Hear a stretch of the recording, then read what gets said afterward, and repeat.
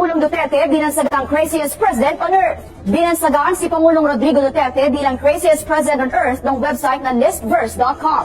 Sa naturang artikulo na isinulat ni Mark Oliver, inilatag ang 10 dahilan kung bakit ang Pilipinas umano ay mayroong craziest na Pangulo sa mundo. Nakasaad dito na may 10 dahilan kung bakit si Pangulong Duterte ang craziest president, kabilang na ang kanyang naging pahayag kaugnay sa pang-gang rape sa isang Australian na biktima ng hostage sa Davao City noong 1989. Ibinilang din sa mga dahilan ang pagsasabi ng Pangulo na gagastusin niya ang kanyang sariling pera sa mga babae at ang pag-amin nito na siya ay may kinakasama at pagkakaroon ng 2 girlfriends. Kasama din sa listahan ang kontrobersyal na pahayag ni Pangulong Duterte na wala siyang pakialam sa human rights. Ang pagkukumpara niya sa sarili kina Adolf Hitler at iniamin ang pagmumura ng Pangulo kay US President Barack Obama, kay Pope Francis, at ang paghikayat sa mayayaman na napatayin ang mga kakilala nilang adik.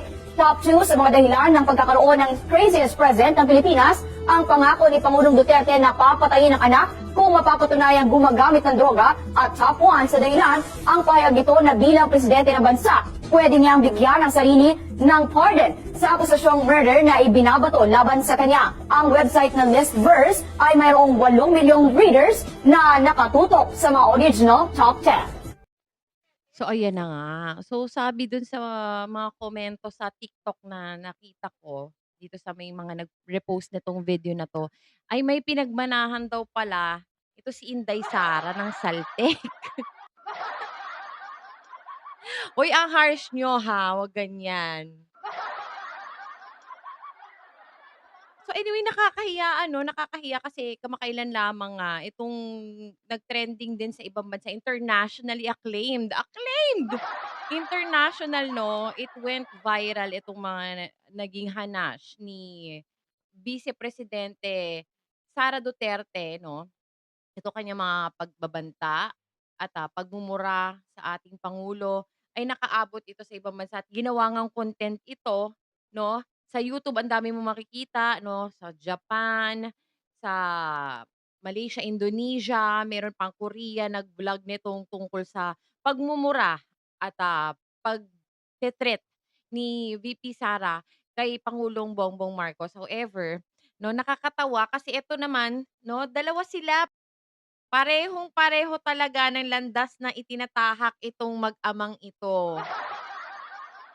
Katulad nga sa ngayon 'di ba, ay, yung sitwasyon na kinasasadlakan nila ay walang pagkakaiba actually. So anyways, ito nga nakakahiya 'no, na ganito yung ating, dinadanas ngayon sa ating Vice Presidente at nagkaroon pa nga tayo ng, isang, binansagang craziest president on earth. On earth talaga mga kaloka on earth talaga 'no. So parang grabe naman dito sa Pilipinas pa talaga matatagpuan ang craziest president known, 'di ba? So, ayan na nga at, international blog site kasi itong, Listverse 'no. Ito ay may 8 million plus subscribers at, siyempre 'no, maraming maku-curious nga dito kay President Duterte. Dati 'di ba sa Time Magazine ay na-feature ito. So, kung matatandaan natin dati, maganda ang reputasyon nito ni Digong. Maganda yung mga nakasaad tungkol sa kanya doon. At, talagang all praises for him. Tapos ngayon ganito, craziest president on earth is found in the Philippines.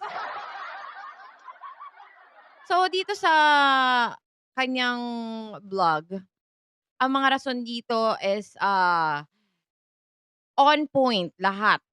On point lahat ng mga sinabi dito at talagang tila nag-research talaga ang gumawa nitong vlog na ito. I came across his post at talagang hinanap ko 'to sa Listverse at ito nga natagpuan ko siya. I-search niyo lang siya sa Google tapos search niyo Listverse, tapos craziest president on earth, yun lang ang ita-type niyo para mabasa niyo ng buo kung ano yung mga hanash dito. Thank you so much for joining me in this vlog. I'll see you on my next one. Please don't forget to subscribe. Bye-bye!